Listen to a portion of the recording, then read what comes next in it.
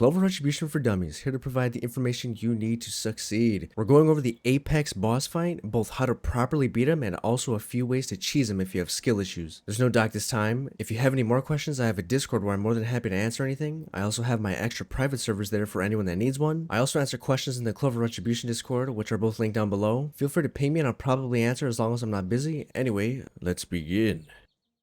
In order to spawn Apex, you obviously need the heavily restricted trait, and you need to be at least level 250. After that, you'll have a 10% chance to get a bounty every time you kill a boss. Any enemy that keeps track of credit percent is considered a boss. The fastest way I found to get a bounty is by rotating between Venom, Alpha Wolf, and Ogres. If you can't kill Ogres within around 20 seconds, it's faster to just rotate between Venom and Alpha Wolf. When you get the message, somebody has put a price on your head, Apex will spawn on you shortly after. If you do not have Divine Restriction, then it will take 10 to 20 minutes for him to hunt you. If you already have Divine Restriction, then he takes 3 to 10 minutes to hunt you. If you die for any reason, that includes resetting, he will not spawn. The message saying he's hunting you will still appear, but he will not spawn. You also cannot be in a party when he hunts you or he will immediately despawn. If you're lucky enough, you can actually stack bounties, so you can have multiple Apexes hunt you at once, making farming him a bit faster. While you're waiting for Apex to hunt you, I recommend standing next to any wall such as this one. When Apex gets a certain distance from the player, he teleports directly onto you, which makes it a bit harder to fight against. If you smack him into a wall, he won't get far enough to teleport, so he just gets up and attacks, which makes the fight much easier and consistent. Apex's only attacks are from the Spear class, Soaring Pierce,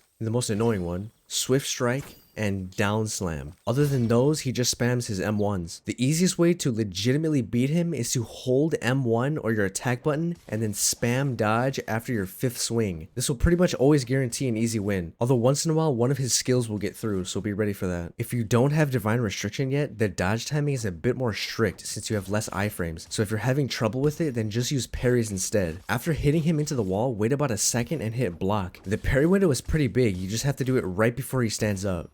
If you're having skill issues, don't worry, you're not alone. You can simply cheese the boss fight. After you get the bounty, head over to Timeston and go to the tall building right next to both of the dailies. Stand about a player's width away from the wall and face away from the wall. Apex will spawn under the building and get stuck as long as you do it right. Make sure you're paying attention to when he hunts you. If he uses Down Slam and knocks you away from the wall, he will teleport out. As soon as he spawns, start attacking him with only M1s. Most people make the mistake of walking all the way into the wall. Don't do that. If you walk all the way into the wall and step on top of this wooden frame at the bottom, he has a pretty high chance of getting out. The best and most consistent way I found to do this is to back away from the wall about 2 steps as you do your 5th swing. Then immediately walk back to the wall so your 1st swing hits him. Doing this properly will guarantee that he can't get out or hit you with one of his attacks. The only other thing you have to worry about is him escaping from the left or right side of the building. If you're facing even just slightly too far to the right or left, he will slowly get pushed to the side. All you have to do is correct his position by looking in the opposite direction. If you notice him moving to the right, turn your camera more to the left. If he's moving left, look more to the right. I recommend being more zoomed in so you can see his position easier. Unlike what many people say, you can do this cheese with any weapon. I've seen so many people say that it's impossible to do using a sword, but then how would you explain this? You just need to do it properly and there should be no issues.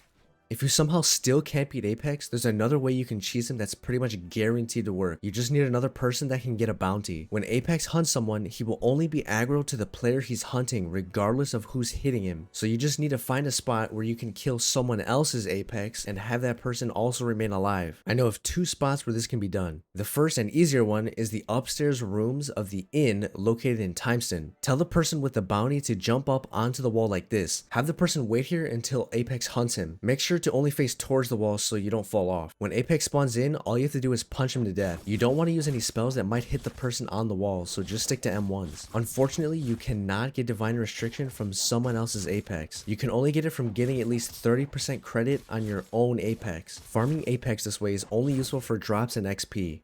The second spot is anywhere in Timeston where you can find these slanted wooden planks on taller buildings. Just jump up on the plank facing forward and walk up to the top just before you hit your head. This spot is less consistent and more so used for emergencies, so just stick to the first spot if you plan on using this method.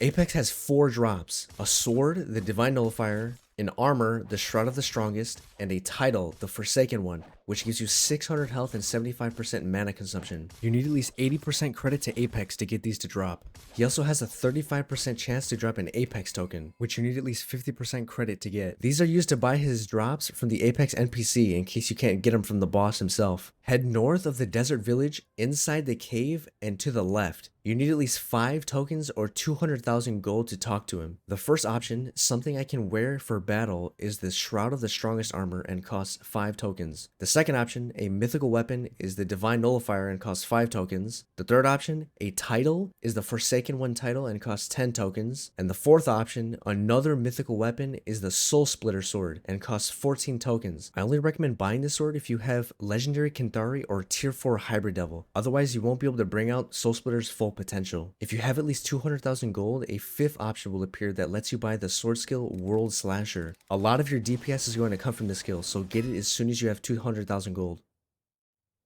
If you have any requests as to what you want a video or guide for, let me know. If this guide helped out at all, consider subscribing. Thanks for watching, and I'll see you next year.